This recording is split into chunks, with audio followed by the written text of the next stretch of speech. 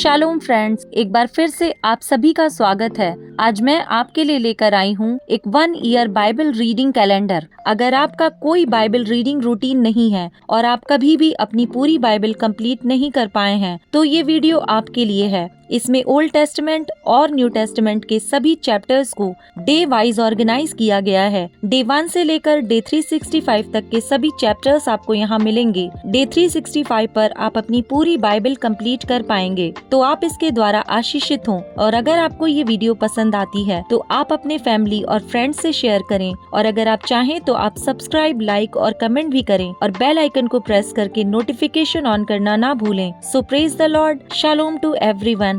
Let's get started. Day 182, Ayyub chapter number 21। Ayyub का सोपर को उत्तर। तब अय्यूब ने कहा, चित लगाकर मेरी बात सुनो और तुम्हारी शांति यही ठहरे। मेरी कुछ तो सहो कि मैं भी बातें करूं, और जब मैं बातें कर चुकूं तब ठट्ठा करना। क्या मैं किसी मनुष्य की दुहाई देता हूं? फिर मैं अधीर क्यों हूं? मेरी ओर देखकर चकित हो और अपनी अपनी उंगली दांतों तले दबाओ। जब मैं स्मरण करता तब मैं घबरा जाता हूँ और मेरी देह थर थर कांपने लगती है। क्या कारण है कि दुष्ट लोग जीवित रहते हैं, वरन बूढ़े भी हो जाते, और उनका धन बढ़ता जाता है। उनकी संतान उनके संग और उनके बाल बच्चे उनकी आंखों के सामने बने रहते हैं। उनके घर में भय रहित कुशल रहता है, और परमेश्वर की छड़ी उन पर नहीं पड़ती। उनका साण गाभिन करता और चूकता नहीं। उनकी गायें बियाती और गर्भ कभी नहीं गिराती। वे अपने लड़कों को झुंड के झुंड बाहर जाने देते हैं और उनके बच्चे नाचते हैं। वे डफ और वीणा बजाते हुए गाते और बांसुरी के शब्द से आनंदित होते हैं। वे अपने दिन सुख से बिताते और पल भर ही में अधोलोक में उतर जाते हैं। तो भी वे परमेश्वर से कहते, हमसे दूर हो, तेरी गति जानने की हमको इच्छा नहीं रहती। सर्वशक्तिमान क्या है कि हम उसकी सेवा करें? यदि हम उससे विनती भी करें तो हमें क्या लाभ होगा? देखो, क्या उनका कुशल उनके हाथ में नहीं रहता? दुष्ट लोगों का विचार मुझसे दूर रहे। कितनी बार दुष्टों का दीपक बुझता है, या उन पर विपत्ति आ पड़ती है, या परमेश्वर क्रोध करके उनके भाग में शोक देता है। क्या वे वायु से उड़ाए हुए भूसे और बवंडर से उड़ाई हुई भूसी के समान होते हैं? तुम कहते हो, परमेश्वर उसके अधर्म का दंड उसके बाल बच्चों के लिए रख छोड़ता है। वह उसका बदला उन्हीं को दे, ताकि वह जान ले। दुष्ट अपना नाश अपनी ही आंखों से देखे और सर्वशक्तिमान के क्रोध में से आप पी ले। क्योंकि जब उसके महीनों की गिनती कट चुकी तो अपने बाद वाले घराने से उसका क्या काम रहा? क्या परमेश्वर को कोई ज्ञान सिखाएगा? वह तो ऊंचे पद पर रहने वालों का भी न्याय करता है। कोई तो अपने पूरे बल में बड़े चैन और सुख से रहकर मर जाता है। उसकी देह दूध से और उसकी हड्डियां गूदे से भरी रहती हैं। कोई अपने जीव में कुड़ कुड़ कर बिना सुख भोगे मर जाता है। वे दोनों एक समान मिट्टी में मिल जाते हैं और कीड़े उन्हें ढांक लेते हैं। देखो, मैं तुम्हारी कल्पनाएं जानता हूँ और उन युक्तियों को भी जो तुम मेरे विषय में अन्याय से करते हो।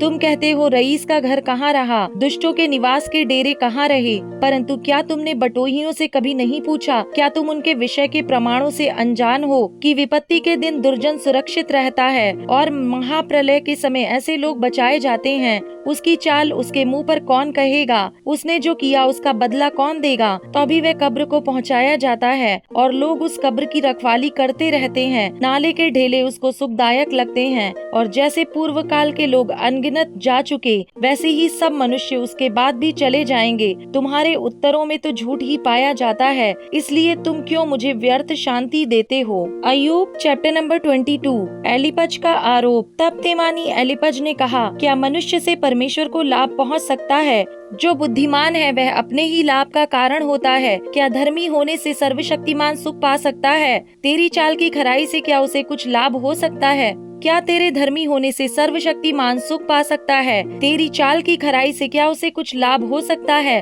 वह तो तुझे डांटता है और तुझसे मुकदमा लड़ता है। तो क्या यह तेरी भक्ति के कारण है? क्या तेरी बुराई बहुत नहीं? तेरे अधर्म के कामों का कुछ अंत नहीं। तूने अपने भाई का बंधक अकारण रख लिया है और नंगे के वस्त्र उतार लिए हैं। थके हुए को तूने पानी ना पिलाया और भूखे को रोटी देने से इनकार किया। जो बलवान था उसी को भूमि मिली, और जिस पुरुष की प्रतिष्ठा थी वही उसमें बस फंस गया। तूने विधवाओं को छूछे हाथ लौटा दिया और अनाथों की बाहें तोड़ डाली।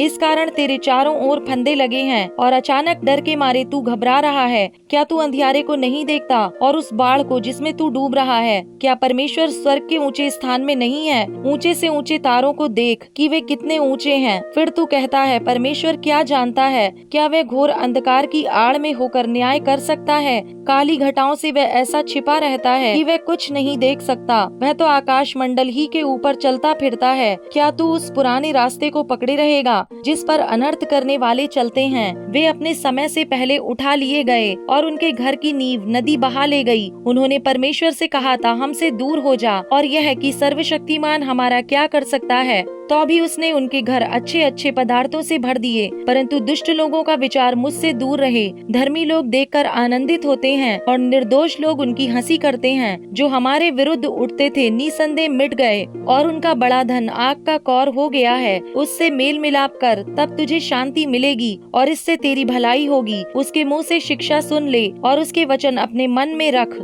यदि तू सर्वशक्तिमान की ओर फिर के समीप जाए और अपने डेरे से कुटिल काम दूर करे, तो तू बन जाएगा। तू अपनी अनमोल वस्तुओं को धूल पर, वरन ओपीर का कुंदन भी नालों के पत्थरों में डाल दे। तब सर्वशक्तिमान आप तेरी अनमोल वस्तु और तेरे लिए चमकीली चांदी होगा। तब तू सर्वशक्तिमान से सुख पाएगा और परमेश्वर की ओर अपना मुंह बेखटके उठा सकेगा। तू उससे प्रार्थना करेगा और वह तेरी सुनेगा, और तू अपनी मन्नतों को पूरी करेगा। जो बात तू ठाने वह तुझसे बन भी पड़ेगी और तेरे मार्गों पर प्रकाश रहेगा। चाहे दुर्भाग्य हो तो भी तू कहेगा कि सौभाग्य होगा, क्योंकि वह नम्र मनुष्य को बचाता है। जो निर्दोष हो उसको वह बचाता है। तेरे शुद्ध कामों के कारण तू छुड़ाया जाएगा।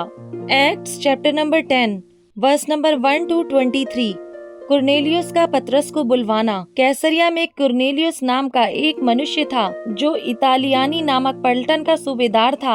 वह भक्त था और अपने सारे घराने समेत परमेश्वर से डरता था और यहूदी लोगों को बहुत दान देता और बराबर परमेश्वर से प्रार्थना करता था। उसने दिन के तीसरे पहर के निकट दर्शन में स्पष्ट रूप से देखा कि परमेश्वर का एक स्वर्गदूत उसके पास भीतर आकर कहता है, हे कुरनेलियुस। उसने उसे ध्यान से देखा और डर कर कहा, हे प्रभु क्या है? उसने उससे कहा, तेरी प्रार्थनाएं और तेरे दान स्मरण के लिए परमेश्वर के सामने पहुँचे हैं, और अब याफा में मनुष्य भेजकर शमौन को, जो पतरस कहलाता है, बुलवा ले। वह शमौन चमड़े का धंधा करने वाले के यहाँ अतिथि है, जिसका घर समुद्र के किनारे है। जब वह स्वर्गदूत जिसने उससे बातें की थी चला गया, तो उसने 2 सेवक और जो उसके पास उपस्थित रहा करते थे उनमें से एक भक्त सिपाही को बुलाया और उन्हें सब बातें बताकर याफा को भेजा। पतरस का दर्शन। दूसरे दिन जब वे चलते चलते नगर के पास पहुँचे, तो दोपहर के निकट पतरस छत पर प्रार्थना करने चढ़ा। उसे भूख लगी और कुछ खाना चाहता था, परंतु जब वे तैयारी कर रहे थे तो वह बेसुध हो गया और उसने देखा कि आकाश खुल गया और एक पात्र बड़ी चादर के समान चारों कोनों से लटका हुआ पृथ्वी की ओर उतर रहा है, जिसमें पृथ्वी के सब प्रकार के चौपाए और रेंगने वाले जंतु और आकाश के पक्षी थे। उसे एक ऐसा शब्द सुनाई दिया, हे पतरस उठ, मार और खा। परंतु पतरस ने कहा, नहीं प्रभु, कदापि नहीं, क्योंकि मैंने कभी कोई अपवित्र या अशुद्ध वस्तु नहीं खाई है। फिर दूसरी बार उसे शब्द सुनाई दिया, जो कुछ परमेश्वर ने शुद्ध ठहराया है उसे तू अशुद्ध मत कह। 3 बार ऐसा ही हुआ। तब तुरंत वह पात्र आकाश पर उठा लिया गया। जब पतरस अपने मन में दुविधा में था कि यह दर्शन जो मैंने देखा है वह क्या हो सकता है, तो देखो वह मनुष्य जिन्हें कुरनेलियुस ने भेजा था शमौन के घर का पता लगाकर द्वार पर आ खड़े हुए और पुकार कर पूछने लगे, क्या शमौन जो पतरस कहलाता है यहीं अतिथि है? पतरस तो उस दर्शन पर सोच ही रहा था कि आत्मा ने उससे कहा, देख 3 मनुष्य तेरी खोज में हैं, अतः उठकर नीचे जा और निसंकोच उनके साथ हो ले, क्योंकि मैं ही ने उन्हें भेजा है। तब पतरस ने उतरकर उन मनुष्यों से कहा, देखो जिसकी खोज तुम कर रहे हो वह मैं ही हूँ। तुम्हारे आने का क्या कारण है? उन्होंने कहा, कुरनेलियुस सूबेदार, जो धर्मी और परमेश्वर से डरने वाला और सारी यहूदी जाति में सुनाम मनुष्य है, उसने एक पवित्र स्वर्गदूत से ये निर्देश पाया है कि तुझे अपने घर बुलाकर तुझसे वचन सुने। तब उसने उन्हें भीतर बुलाकर उनकी पहुनाई की।